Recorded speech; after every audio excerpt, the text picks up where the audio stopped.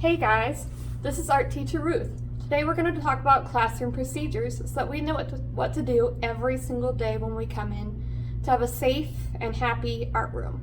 Alright? So the first thing we're going to talk about is presenting to the class. Usually if I want your attention, I'm going to ask for 10. I'm going to count down from 3.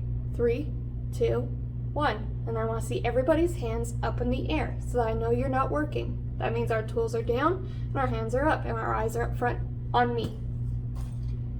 Right? Next, we're going to talk about expectations. We base our expectations on the pause. So for the first pause is practicing respect, where we be kind by keeping our hands, our feet, our whole body, our tools,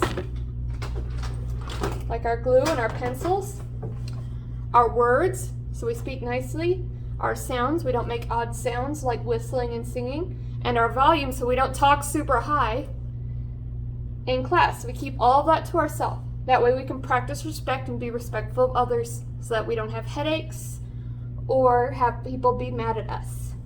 Our second pause is A, accepting responsibility. To do this, we need to make sure we're following directions and listening, and we're taking responsibility for our practice, so our work, our tools, that's everything at your table and everything you get to use, our space, that's everything in this room, and our actions, that's what we do. Next, we need to work together. I have 2 things about this that are very important to know. The first is that if your friend needs help because they weren't listening, or they forgot what to do, or they were absent, you need to explain what they did. Don't do it for them. The second part is based on that. You let them do their practice. You can show them what you did and you can demonstrate on your paper, but you should not be drawing on their paper or doing the work for them. That's called cheating. We'll talk more about that later. Last is staying safe. So to stay safe, we're going to sanitize because COVID, the flu, and our cough is going around. And we need to make sure we're staying in our seat unless I ask you to move or go somewhere else. And if we are going somewhere else, we need to make sure we walk so we don't slip and fall. Then we also need to make sure we take care of our tools and keep everything clean. We can do this by sanitizing. We can do this by keeping our stuff inside of our box. And we can also do this by not putting our body parts on our table and such. Like a lot of people like to put their feet on their chairs, and that's not okay. For consequences, we have our positive consequences and our negative consequences. All right? Positive consequences are when you choose to follow the rules and you're a good example for everybody. So you might get quiet positivity. That means I smile. Maybe I'll tell you good job. I might make more tools available. So if you guys want to do something fun like paint or clay or paper mache, those might become available. We might do something special on Friday, like you guys might get a special worksheet that we don't get to usually do, or a special activity, like if we didn't get to play with clay, we might play with clay, or we might have music time. All right? 5th is a positive parent contact. That means I call your parents at home and tell them how awesome you did. And then lastly, during the last week of art, I would like to have a party with everybody in class. So if everybody does very good, we'll have a very special party where we do a very special big activity, and we'll also maybe watch a movie that week as well. All right? Negative consequences happen when you choose to break a rules. All right? The first negative consequence is you might get a warning, meaning I will probably call your name and I will ask you to stop what you're doing, or I'll redirect you, or I might take a tool out of your hand and set it on the table. Second is loss of tool options. If you get a special tool, but you're not using it the way you're supposed to and you're being disrespectful to others using it, you will lose that option for tools. Third is a timeout, and you might have to fill out a think sheet. All right, and I'll show you what that looks like in a minute. That means you're sitting alone at a desk, or you might be buddy roomed, and you'll have to fill out a sheet which you will have to turn back in. All right? 5th is a parent contact. This one is negative. That means I call your parents, I let them know what happened, how I responded, and we talk about what our next steps are to help you get better at acting the way you're supposed to in art so you can have a positive experience. And then 6 is a referral. Unfortunately, if you get a referral in art for doing extreme behavior or excessive negative behavior, then you will not get to participate in the final class party. This is our thanks sheet. You're going to explain what you chose to do, why did you make this choice, who you bothered, and 2 things you could have done instead. It's important to think about what we could do instead so we can create a positive environment. These are things I would like you guys to bring to the art room.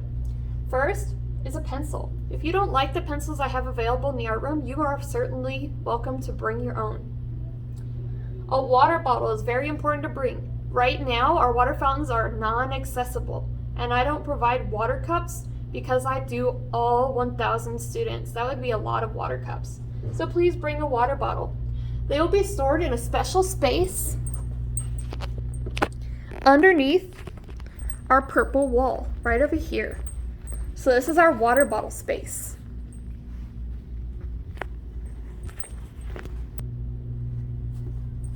All right. Next is a face mask. Face masks are very important. You will often see me wearing one. Almost all the time I will be wearing one as much as possible because they help not just with COVID, but also with the cold and the flu, which are always at school. A lot of kids will catch these even if they don't catch COVID, and they can pass it on to you. That's why I like to wear a mask. Next is hand sanitizer. I have lots of hand sanitizer around the room, but if you want to bring your own, as long as you are not treating it like a toy, you are more than welcome to have your own. And then finally is if you would like to use extra tools that I don't have available, like markers and other things like that, or you just prefer your own tools, you may bring those, as well as pictures if you need pictures, for your projects, right? Also, an artistic growth mindset is a good thing to have, which we will talk more about as we progress this year.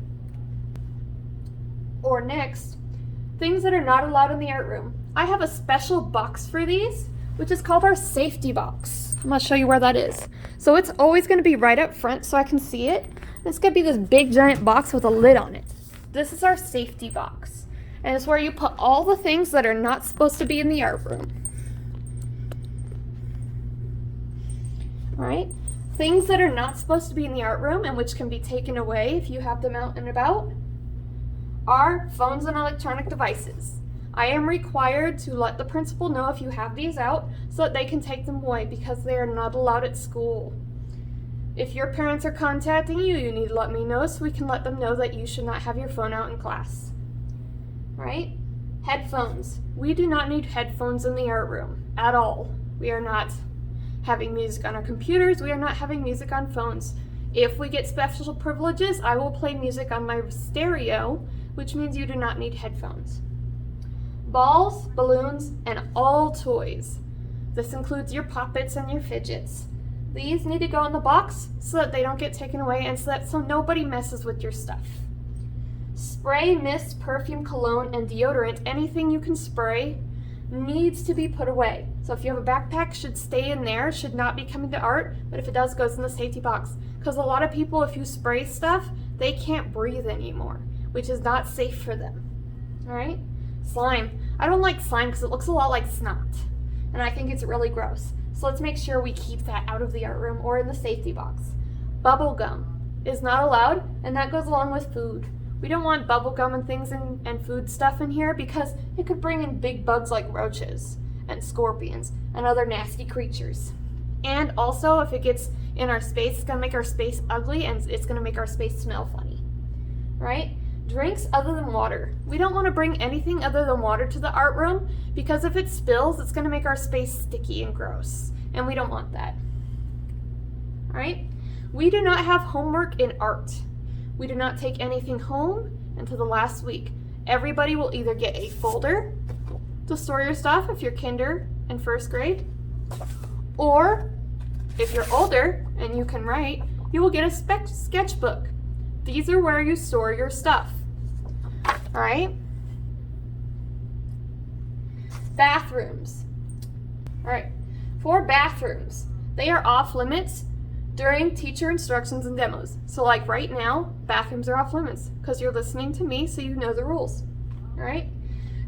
when bathrooms are available, it's one student at a time. Not one boy, one girl, one person. All right? To show that you need to go to the bathroom, there's a few different sign language that the school uses.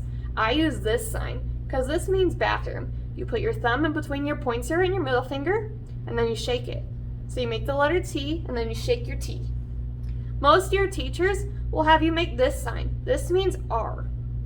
Literally the letter R. But if you bounce it like a rainbow, then it means restroom. All right? Soon we will have a pass on the wall. If it's not there, the bathroom's not available.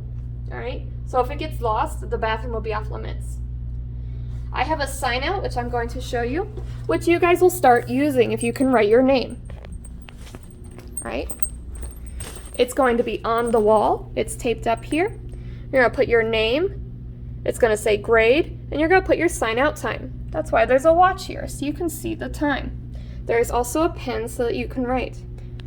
This is the door we go out of. This is our inside door. So if you look around, this is our inside door. When you leave, it goes into the hallway. We do not go in this direction. This is a long way to the bathroom, and it goes to the outside one. We want to go to the closest bathroom available, which would be through these double doors to the left. All right? You can go through any doors when you leave because you push to go out. As you can see, our water fountains are not available yet, but these are our bathrooms. We have the boys' bathroom on the right and the girls' bathroom on the left. All right? To get back to the room, you're going to turn around, you're going to face the double doors you came in from, and you can see this time you have to pull. All right? Be aware, this is the door that's unlocked. When you pull, it might get stuck. Like right now, I'm pulling very hard, but it's stuck. So you have to let go if it gets stuck and pull again, and it will open, because sometimes this door just gets stuck. And then you come back. My door should be unlocked. If it's not, you knock so that we know you're coming back. And then you come in. You don't have to sign back in. And you sit down, and I will know that you're back because if I ask, you'll be able to raise your hand.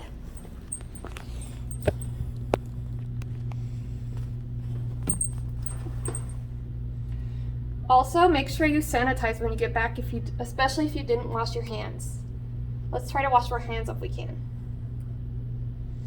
All right?